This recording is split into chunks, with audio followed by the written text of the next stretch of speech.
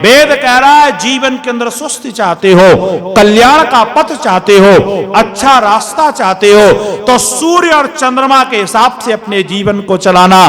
तो इसने प्रश्न कर दिया, महाराज वहां तो दो लोग हैं, एक सूर्य है और एक चंद्रमा है, मैं तो इस धरती में अकेला चल रहा हूं, मेरे साथ चलने वाला कौन होगा? मैं किससे प्रेरणा लूंगा? किसके अनुसार अपने जीवन को मैं बनाऊंगा?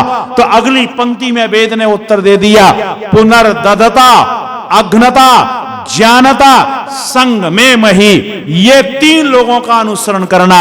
ये तुम्हारे जीवन की सफलता पाना चाहते हो तो तुम्हारे जीवन को सफल करने के लिए ये तीन गुण तुम्हारे पास में होंगे। कौन कौन से गुण होंगे? का पहला गुण होगा ददता। ददता का तात्पर्य क्या है? देने की प्रवृत्ति। ये देने की प्रवृत्ति किसके अंदर होती है? का जो वैश्य प्रकृति का व्यक्ति है। भाई जिसके पास होगा वही आदमी तो देगा ना, जिसके पास धन है ही नहीं तो वो देगा कहां से? और जिसके पास है वो कौन होगा? का वो वैश्य प्रकृति का व्यक्ति होगा। का इस दुनिया के अंदर वैश्य से देने की प्रवृत्ति अपने जीवन के अंदर सीखना। वैश्य वो नहीं होता है जिसकी प्रवृत्ति क्या होती है? ये भी ला, ये भी ला, ये भी ला, ये भी ला, मेरी तिजोरी भरे और बाकी इस दुनिया का नाश हो जाए। का वैश्य को कैसा होना चाहिए? का जैसे हमारा पेट है, और पेट की उपमा किसके साथ में दी गई?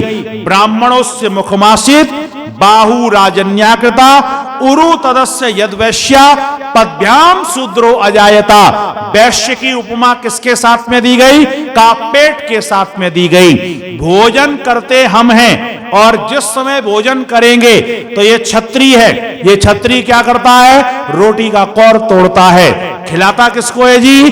ब्राह्मण को खिलाता है। और ब्राह्मण जैसे ही खाता है तो पहुंचता कहां पर है? जाकर के वैश्य के पास में। अच्छा, ब्राह्मण कई बार बदमाशी करता है, और क्या बदमाशी करता है? जो छत्री ने खिलाया उसको अपने पास सुरक्षित रखने का प्रयास करता है। कई बार दांत में फंस जाता है ना, ये ब्राह्मण छुपाने की कोशिश करता है, तो छत्री तुरंत क्या कहता है? नहीं, तुझे रखने का अधिकार नहीं है, ये कौन रखेगा? तो तुरंत एक कांटा या सुई उठाता है और दांतों को साफ करता है। बोले तू रखेगा ना, सड़न पैदा हो जाएगी, कीटाणु तेरे जीवन के अंदर आ जाएंगे, तेरे जीवन के अंदर विकृति आ जाएगी। क्योंकि ब्राह्मण कैसा होना चाहिए? तो हमारे यहां कह दिया कि ब्राह्मण का जो धन होता है वो विद्या से परम विभूषित होता है। लेकिन ब्राह्मणों को रखने की आवश्यकता क्यों पड़ी? क्योंकि वैश्यों ने अपना धन देना बंद कर दिया, तो ब्राह्मणों को भी संरक्षित करने का प्रयास करना पड़ा।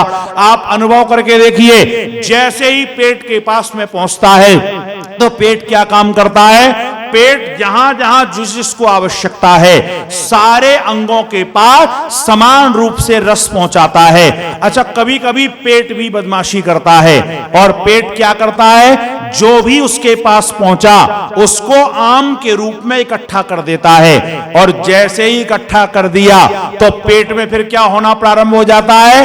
दर्द होना प्रारंभ हो जाता है, सड़न उसके अंदर उत्पन्न हो जाती है। जब तक आना और जाना बना रहता है तब तक तो वो ठीक ठाक काम करता है। का इसी प्रकार से क्या करें? ददता, जो वैश्य प्रकृति के लोग हैं उनके अंदर देने की प्रवृत्ति हो, और समाज का वो वर्ग उससे सीखे कि आपके अंदर देने की प्रवृत्ति कैसे हो। का ज्ञानता, ये ज्ञान किसका धरोहर है?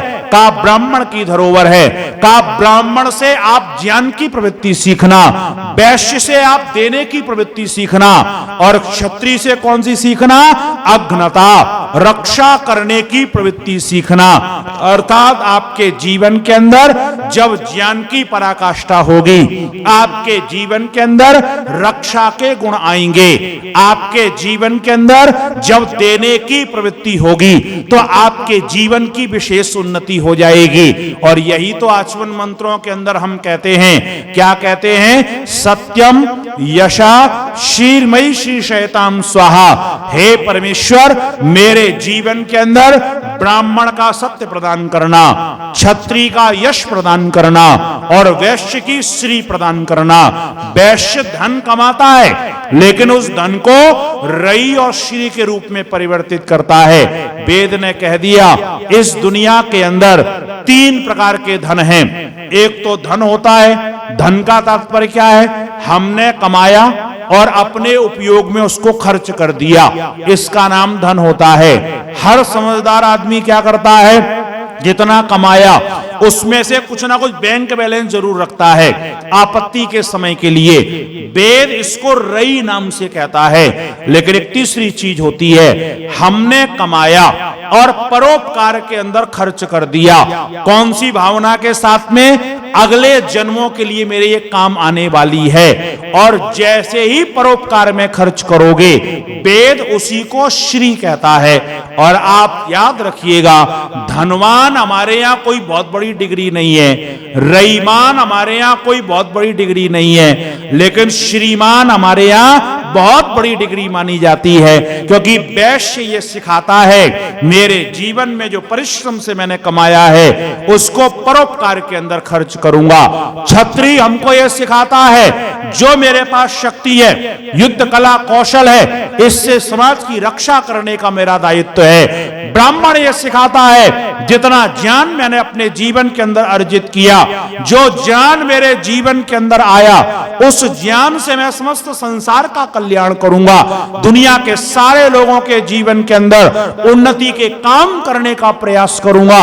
अगर आपका ज्ञान संसार के कल्याण के लिए है, अगर आपकी शक्ति दुनिया के कल्याण के लिए है, अगर आपका धन समस्त सृष्टि के कल्याण के लिए है, तो आप सच्चे अर्थों में मनुष्य हैं। वेद कहता है स्वस्थ चाहते हो, कल्याण चाहते हो, तो इन तीनों चीजों को अपने जीवन के अंदर स्मरण रखना। और आगे बढ़कर के कह दिया, अग्ने नय सुपथा राये अस्मान विश्वानि देव यूनानि विद्वान। मैं सदा सुपथ पर चलूं, यह संकल्पना अपने जीवन के अंदर होनी चाहिए। अगर एक कमी हमारे जीवन के अंदर आ गई तो हमारे जीवन का वो नाश कर देगी। इसलिए हमेशा सजग रहना है, हमेशा तैयार रहना है, जीवन के अंदर कोई कमी ना आए। मैं सुपथ पर चलने वाला हूं, कल्याणकारी रास्ते पर चलने वाला हूं। एक कमी सारे जीवन को ध्वस्त कर देती है लेकर के। आप अनुभव करके देखिएगा, दुर्योधन के अंदर 1000 अच्छाइयां थी, लेकिन दुर्योधन का एक ही दोष था। और वो दोष क्या था? उसका ये मानना था कि मेरा पदार्थ तो मेरा है ही है, जो दूसरे का है वो भी मेरा है, अपना तो किसी को दूंगा नहीं, और जो दूसरे का है उसको भी अपने पास में रख करके रखूंगा। उसका दोष क्या था? वेद ये कहता है कि एक अच्छे मनुष्य की पहचान क्या होगी? मां भ्राता भ्रातरम दुक्षण, वो भाई भाई से द्वेष नहीं करेगा। लेकिन उसने क्या किया? दुनिया में मेरा पदार्थ चाहे कोई ले जाए, लेकिन अपने वाले को नहीं प्रदान करूंगा। यही गलती उसके जीवन के अंदर आज तक सारी दुनिया उसको गाली दे रही है। आप अनुभव करके देखिए, शांतनु बहुत अच्छा राजा था, उसने अपने जीवन के अंदर इतना प्रयत्न और पुरुषार्थ किया था कि आर्यावर्त की सीमाओं को उसने समुद्र तक ले जाकर के छुआ दिया था। इतना वीर बहादुर व्यक्ति था, अच्छा राजा था, धार्मिक राजा था। लेकिन एक वेद की आज्ञा टूट गई। और कौन सी टूट गई? जिस उम्र के अंदर वानप्रस्थ लेना चाहिए था, उस उम्र के अंदर बेचारे को प्यार हो गया और उसने विवाह कर लिया। बस ये वाली गलती हो गई और परिणाम क्या हुआ? महाभारत जैसे युद्ध की नींव रख दी गई। जीवन के अंदर वेद की एक आज्ञा तोड़ने से मनुष्य के जीवन के अंदर बहुत दुख उत्पन्न होता है। जिन्होंने वेद की आज्ञा के अनुसार जीवन चलाया, जो वेद के रास्ते पर चले, आप अनुभव करके देखिए, ब्रह्मा से लेकर के जैमिनी पर्यंत ऋषियों की जो परंपरा है, सारे वेद के आधार पर चले। और पूरे इतिहास को आप उठा करके देख लीजिए। आप अगर अनुभव करके देखें तो पूरे 6 मनवंतरों के अंदर ये जितनी 71 चतुर्युगियां प्रत्येक की हैं, सारों को आप देख लीजिए। और आप ये 7वें मनवंतर के अंदर 27 चतुर्युगियों तक देख लीजिए। 28वीं चतुर्युगी के आप सतयुग को, द्वापर को और त्रेता को अगर देख लीजिए, ये सारे काल को एक तरफ कर दीजिए। केवल 5000 वर्ष का जो काल ये कलयुग का है, और थोड़ा सा अगर द्वापर का हम देख लें, जो विकार का काल 1000 वर्ष का है, ये 6000 वर्ष का समय आप निकाल दीजिए। तो इस सृष्टि के अंदर 1,96,53,126 वर्षों में से आप केवल 6000 वर्षों का इतिहास निकाल दीजिए, तो सारे समय के अंदर वेद की आज्ञा का पालन होता था। और ये दुनिया चरम शीर्षस्थ पर बैठी हुई थी। मनुष्यता के कितने बड़े बड़े शिखर इस दुनिया के अंदर रखे गए। 5000 वर्षों से हमने वेद की आज्ञा मानना बंद कर दी, और परिणाम क्या हुआ? हमारा सारा का सारा पतन होना प्रारंभ हो गया। भाई भाई को भाई नहीं समझ रहा, पिता का आदर नहीं होता, मां का आदर नहीं होता, पति पत्नी का स्नेह नहीं बचा हुआ है, समाज की कोई व्यवस्थाएं नहीं बची हुई हैं। जब वेद की आज्ञा का पालन होता था तो इस देश का राजा खड़ा होकर के ये कहता था, नामे स्तेने जनपदो ना कदरियो ना मद्यपा नाना हिताग्नि ना विद्वान। वो कहता था मेरे राज्य के अंदर कोई शराब पीने वाला नहीं है, मेरे राज्य के अंदर कोई मांस खाने वाला नहीं है, मेरे राज्य के अंदर कोई जुआरी व्यक्ति नहीं है, कोई व्यभिचारी स्त्री पुरुष नहीं है, मेरे राज्य के अंदर कोई घर ऐसा नहीं है जहां प्रतिदिन यज्ञ ना होता हो, मेरे राज्य में कोई कंजूस नहीं है। इतनी बड़ी घोषणा वो कब कर पा रहा है? जब इस पूरी धरती के अंदर वेद की आज्ञा का पालन होता था, वेद के रास्ते पर यह मनुष्य चल रहा था।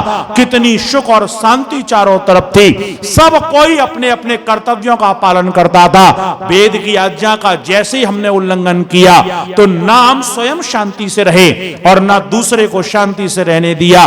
वेद की आज्ञा का सुखद परिणाम क्या होता है आप अनुभव करके देखिएगा। जिस समय मर्यादा पुरुषोत्तम रामचंद्र जी को 14 वर्षों का वनवास हुआ और उन्होंने निश्चय किया कल प्रातः काल होते ही हम तीनों के तीनों चले जाएंगे। ऐसा कहते हैं कि दशरथ ने जो है उनको बुलवाया और बुलवा करके कहा, एक बात मेरी सुनो, कोई मैंने तो तुम्हें ये नहीं कहा कि तुम बन जाओ, अरे मान लो माता कैकेयी का मन भी है तो तुम मेरी एक आज्ञा का पालन करोगे क्या?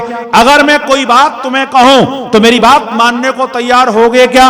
अगर राम तुम मेरी बात मानोगे तो मैं दीर्घ आयुष्य हो जाऊंगा, मेरा लंबी आयु हो जाएगी। और मेरे बच्चे अगर तुमने मेरी बात नहीं मानी और तुम बिना बात माने अगर वन को चले गए तो तुम मेरे दोनों नेत्र हो, मेरे नेत्र समाप्त हो जाएंगे, मेरा आता जाता श्वास हो तुम, अगर तुम चले गए तो इस दुनिया के अंदर मेरे प्राणों का अंत हो जाएगा।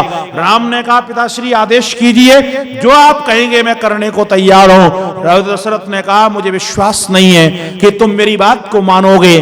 तो वहां पर लिखते हैं रामायणकार, राम जी ने कुछ संकल्प लिए। उन्होंने कहा कि पिताश्री राम हलाल विष का पान कर सकता है, राम खंजर उठा करके अपने सीने पर मार करके अपने जीवन को समाप्त कर सकता है, राम समुद्र में कूद करके अपने प्राणों का अंत कर सकता है, लेकिन राम की अभी इतनी सामर्थ्य नहीं हुई है कि राम अपने पिता की आज्ञा का पालन ना करे। आप आदेश कीजिए मैं आज्ञा का पालन करूंगा। कहते जब दशरथ ने देख लिया कि अब ये मान सकता है तो दशरथ ने एक बात कही कि बेटा एक काम कर, तू मुझे उठा और जेल के अंदर बंद कर दे, तू यहाँ का शासक बन जा, तू राजा बन जा, प्रजा तेरे साथ में है, मित्र मंडली तेरे साथ में है, सारे के सारे सेनापति तेरे साथ में है, पूरी सेना तेरे साथ में है, मंत्री मंडल तेरे साथ में है, गुरुदेव भी विरोध नहीं करेंगे और लक्ष्मण जैसा भाई तुम्हारे साथ में है, चिंता क्यों करते हो? तुम राजा बनो, मुझे जेल में डाल दो, मैं वहां से तुम्हें बैठा बैठा देखता रहूंगा।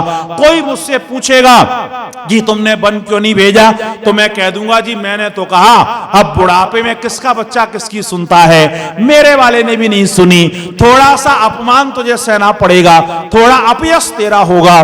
तो राम कहते पिताजी आप मेरे प्राणों को भी मांग लेते ना, देने में संकोच नहीं करता, लेकिन आपकी इस आज्ञा का पालन नहीं कर सकता हूं। कहा अभी तो बड़ा आकाश पाताल कर रहा था, ये कर दूंगा ये कर दूंगा, और अब कहता आज्ञा का पालन नहीं कर सकता।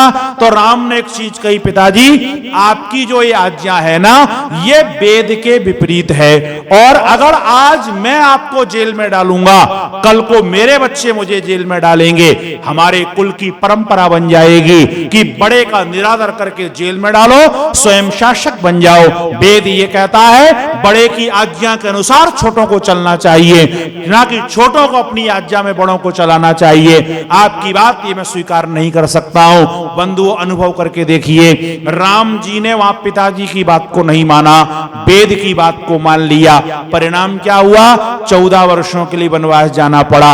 अब दूसरा इतिहास आप उठा करके देख लीजिए, और दूसरा इतिहास क्या है, जिस समय जुआ का निमंत्रण भेजा जा रहा है, द्युत कर्म का निमंत्रण भेजा जा रहा है, और निमंत्रण लेकर के किसको भेजा जा रहा है, विदुर जी को भेजा गया है। विदुर जी पहुंचे हैं वहां पर, कभी महाभारत को आप उठा करके देखिए, द्रौपदी ने पुरजोर विरोध किया है कि जी द्युत की हानियां क्या क्या हैं, इससे ये काम होते हैं। युधिष्ठिर कहता है सारी बात मेरे सिर माथे है, मैं जानता हूं द्युत खेलना बहुत बुरी चीज है, लेकिन ताऊ जी ने बुलाया है जाना तो पड़ेगा। वो कहते हैं वेद मना कर रहा है, वेद कहता है अक्षयर्मा दिव्यम कृषिमित कृषस्व, तुम जीवन के अंदर जुआ मत खेलना, खेती कर लेना। युधिष्ठिर कहता है मैंने भी वेद पढ़े हुए हैं, लेकिन ताऊ जी ने बुलाया है, अब वेद की आज्ञा को एक तरफ रखना पड़ेगा। परिणाम क्या हुआ, वेद की बात नहीं मानी, ताऊ जी की बात मान ली, उनको भी वनवास हुआ। जी कितने वर्षों का हुआ, 12 वर्ष का वनवास और 1 वर्ष का अज्ञातवास हुआ। एक व्यक्ति ये कहने लगा जी ये तो ठीक बात है, जो आदमी वेद की बात मान रहा है उसको 14 साल का हो रहा है, और जो आदमी पिताजी की बात मान रहा है उसको 13 साल का हो रहा है। तो घाटे का सौदा तो वेद की बात मानने में होता है ना, वेद की बात मानो तो 14 साल के जाना पड़ेगा, और ताऊ जी की मान ली तो 13 साल में गुजारा हो गया। 1 साल की तो कम से कम लाभ हो गया ना। पर आप एक अनुभव करके देखिएगा कि राम जी ने वेद की बात मानी, 14 वर्ष के लिए वनवास गए, वो वनवास भले चले गए दशरथ की आज्ञा पालन करने के बाद में, लेकिन वनवास गए हुए राम को भारत की जनता ने अपने हृदय के अंदर स्थान दे दिया। और जब लौट करके आए हैं तो राजकुमार राम गए थे, लौट करके जब आए तो मर्यादा पुरुषोत्तम भगवान श्री रामचंद्र बन करके आए। कारण क्या है, वेद की आज्ञा का पालन किया था। युधिष्ठिर वनवास गए, और वनवास जाने के बाद जब लौट करके आए तो युधिष्ठिर ही लौट करके आए। आपकी मेरठ के अंदर आज चले जाइए, कितने राम के मंदिर मिल जाएंगे। एक आध युधिष्ठिर का मंदिर भी कहीं बना हुआ है, पूरे भारतवर्ष में कहीं बना हुआ है, पूरी दुनिया में घूम जाइए कहीं पर बना हुआ है। उन्होंने 13 वर्ष वाले वनवास भोगा, लेकिन जीवन के अंदर उपलब्धि क्या हुई, कोई उपलब्धि नहीं हुई, क्योंकि वेद की आज्ञा तोड़ करके गए। और धर्मराज युधिष्ठिर के जीवन के अंदर भी जुआ खेलने का लांछन लग गया, क्योंकि वेद की आज्ञा का पालन नहीं किया। मर्यादा पुरुषोत्तम रामचंद्र जी ने वेद की आज्ञा का पालन किया था। तो मैं तो एक चीज कहा करता हूं, जब वेद की बात मान करके ब्रह्मा से लेकर के जैमिनी पर्यंत ऋषियों की कोई हानि नहीं हुई, जब वेद की बात मान करके राम जी की कोई हानि नहीं हुई, जब वेद की बात मान करके योगीराज कृष्ण की कोई हानि नहीं हुई, जब वेद की बात मान करके महर्षि देव दयानंद की कोई हानि नहीं हुई, तो वेद की बात मान करके हमारी कौन सी हानि हो जाएगी, हमारा तो लाभ ही होने वाला है। वेद की बात ना मान करके रावण का नाश जरूर हुआ, वेद की बात ना मान करके कंस जरासंध दुर्योधन का नाश जरूर हुआ, और वेद की बात ना मान करके आज हमारी भी दुर्गति होगी, तो इसमें कोई दो राय नहीं है। इसीलिए ऋषि दयानंद को कहना पड़ा, भारत के दुर्भाग्य का एकमात्र कारण है हमने वेद विद्या का पढ़ना पढ़ाना छोड़ दिया है, और भारत के सौभाग्य का एकमात्र कारण हो सकता है हम वेद विद्या का पढ़ना पढ़ाना अपने जीवन के अंदर पुनः प्रारंभ कर दें। इसलिए कोशिश ये कीजिए, जीवन की वेदना अगर समाप्त करना चाहते हैं, अपने जीवन के अंदर अगर वेदना को मिटाना चाहते हैं, अपने जीवन को एक सही दिशा देना चाहते हैं, अपने जीवन को अगर सुंदर बनाना चाहते हैं, तो वेद के पथ का अनुसरण करना पड़ेगा। वेद के बताए हुए रास्ते पर हमको जीवन के अंदर चलना पड़ेगा। वेद ने अनेकों प्रकार के पथ बताए। वेद ने कहा देवत्व की प्राप्ति करने वाले रास्ते के अंदर आप चलना। वेद ने हमको पथ बताया, सामाजिक उन्नति जिन कामों के द्वारा हो उस रास्ते पर चलना।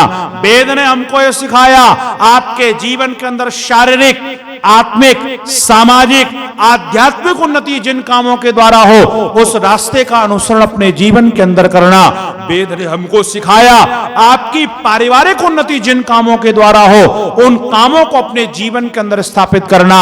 वेद ने हमको यह सिखाया, जीवन के अंदर सब कुछ लुटा देने के बाद भी अगर आप अपने जीवन की शांति बचा लेते हैं, आप अपने चेहरे की मुस्कुराहट बचा लेते हैं, तो दुनिया में आपका कुछ भी नहीं गया और आपने अपने जीवन के अंदर सब कुछ पा लिया, लेकिन आपके चेहरे की मुस्कुराहट चली गई, आपके जीवन की शांति चली गई, आपका भोजन आपके जीवन से विदा हो गया, आपके जीवन के अंदर नींद गायब हो गई, तो समझ लेना आपने कुछ भी प्राप्त नहीं किया है। इसलिए अपने जीवन को ज्ञान, कर्म, उपासना और विज्ञान, इन तीनों से ओतप्रोत जिस दिन ये मानव समुदाय कर लेगा, उस दिन मानव समुदाय की समस्त उन्नति हो जाएगी।